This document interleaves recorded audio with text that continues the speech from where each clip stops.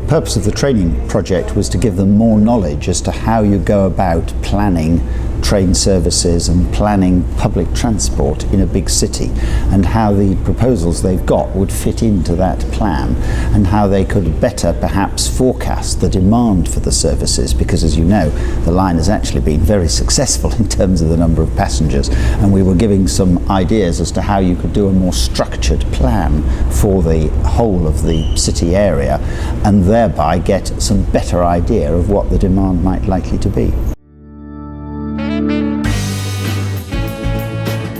You have clearly got a big transport problem in the city. You've got a lot of congestion, and therefore there is a need to have some further good look at what the issues are, what the main demand routes are, and identify corridors where further public transport improvements can be made. Because really you've got a city that's largely based on private cars and small buses, which is very difficult for a big city because you run out of road space, and that's basically what's happened.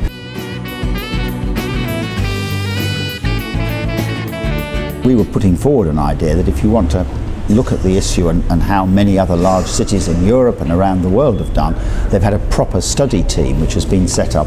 They've looked at what the transport infrastructure is today, they've looked at what the demand is going to be in the future, and they've therefore tried to produce a plan properly modelled. I mean, it's a proper scientific way of doing it, to produce a plan which will forecast the demand. And then you can look at the public transport, the most appropriate way of meeting that public transport demand, whether it be by buses or underground, metro. I mean, there's a lot of choices. There might even be some cable cars here with some of the high gradients that you've got on the hills surrounding the city.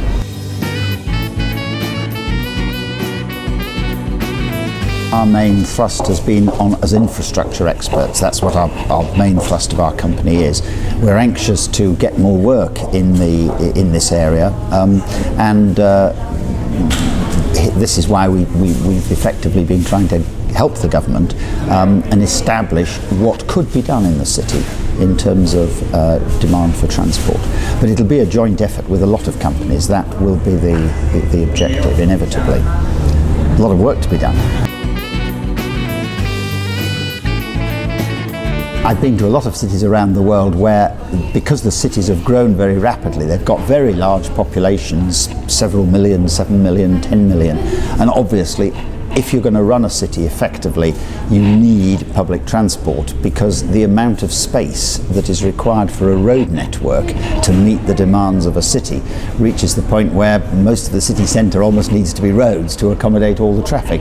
So you've got to look at a public transport solution, and I would suggest more underground lines, because of the shortage of space, is probably going to be the most attractive way of doing it.